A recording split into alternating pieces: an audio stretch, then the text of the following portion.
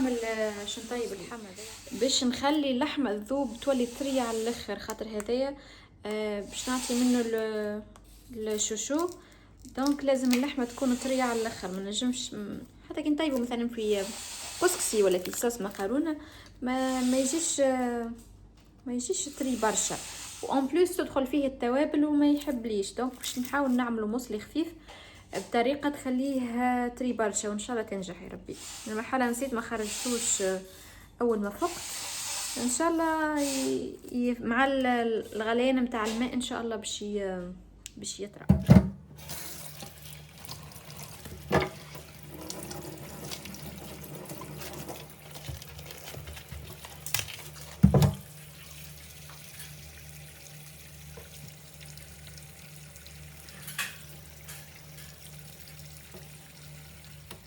لهنا حطيت ماء صافي يعني خاطر تاع السبالة ما نطيبش فيه.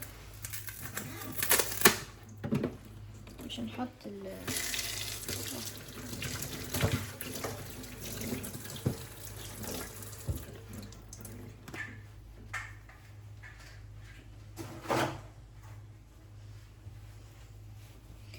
ونحطه في الغاز.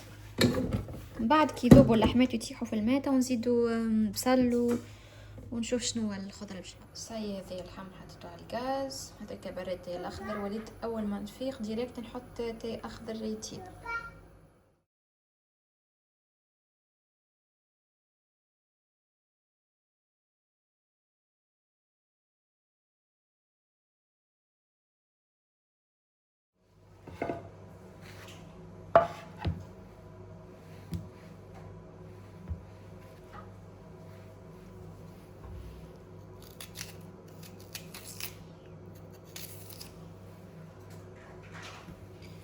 نزيد معاها بصل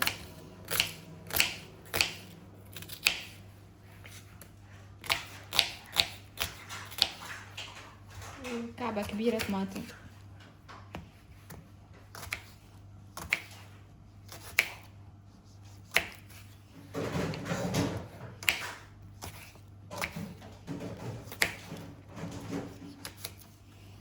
باش نلوحهم كيما هما ونزيدوا من بعد طرف شو اسمه ملح وفلفل اكحل، وعندي صوص على باز دو صويا صوص باش نزيدها من بعد.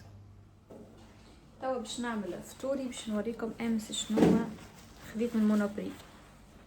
تابونة تعمل 66 كيف تعرفوا تهبل. حطيتها في الكونجيلاتور باش تفلش، خاطر الخبز هنا نخليه في الكونجيلاتور خاطر البلايص بعيد عليا، مش كيف كوشه ولا حانوت بحذاك في الحومه تمشي تجيب الكل. وخليتها تذوب، هبطها لها ساعه وتو باش نحطها في الاير فراير باش تسخن من داخل تعطيني تقرمشه، وباش ناكلها بالزيت حاجات خفاف وزيتون وحاجات هكا متنوشه. اول حاجه باش نحط زيت زيتون،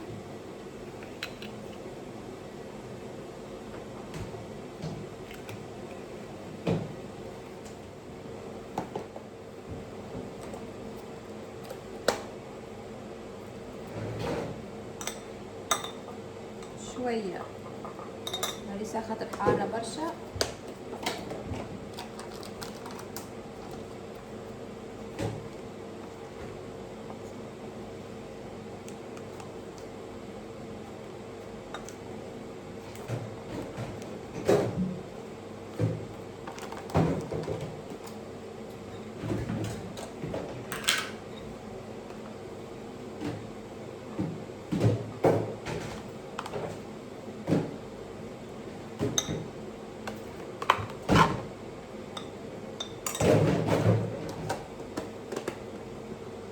هذه لبنه نورمالمون جبنه تركيه.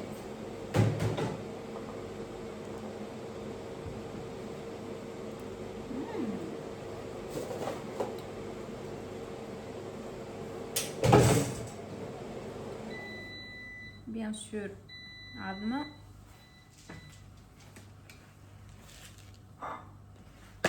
نزيد عليها شويه فلفل اكحل،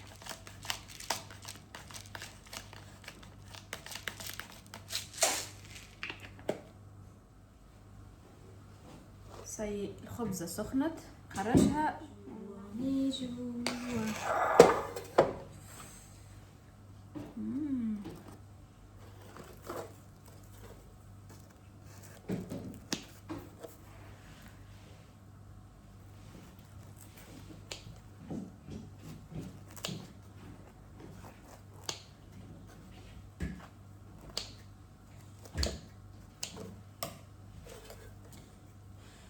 قولكم؟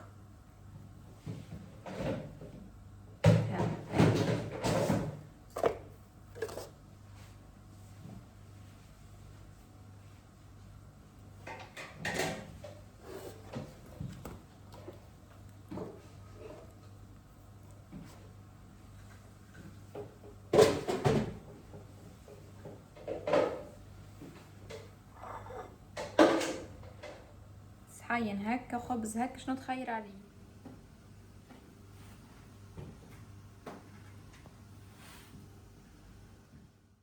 لهنا البنات عديت باش نعمل معاكم مخللات الثوم هذه معناها باش نملحو نصبرو مش نملحو بالطريقه هذه باش نعلمها لكم. هي تعلمتها من عند زوجي طريقه التخليل هذه، يستعمل فيها صلصه الصويا اللي هي تعوض الملح والخل، باش الخل تعرفوه معناها باهي للتصبير، وسكر باش يعطي معناها تجيك الحاجه تقرمش مثلا اي حاجه. هي نفس التتبيله هذه. يزي ماما شو يزي الطريقه هذه. مشيت غسلت الثوم وباش نحطه في البلاستيك هذاك التبروير، وباش نحط معاكم الخليط. باش نخلط كل شيء ومن بعد نمشي نحطه على الغاز ياخذ غلوه، ومن بعد نخليه يبرد، مش يبرد كومبليتمون معناه يولي دافي، ونصبه على كثوم هذاك ولا على اي خضره تحبوا تصبروها، فلفل مالح اي حاجه. تو نعاود نعملها لكم بالتدقيق. المهم ونفس الكيله اللي استعملها صلصه الصويا والخل وكل شيء. اما انا تعودت وليت نعمل بالعين، يعني ما نستحقش اني نكيل بكيس ولا بحاجه، هاني بالعين عينك ميزانك.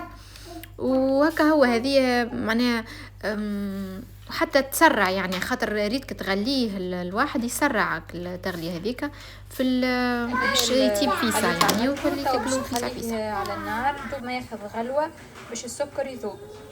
ومن بعد باش نخليه يبرد شويه ونصبه على هكا الثوم هذاك. هذه اللحم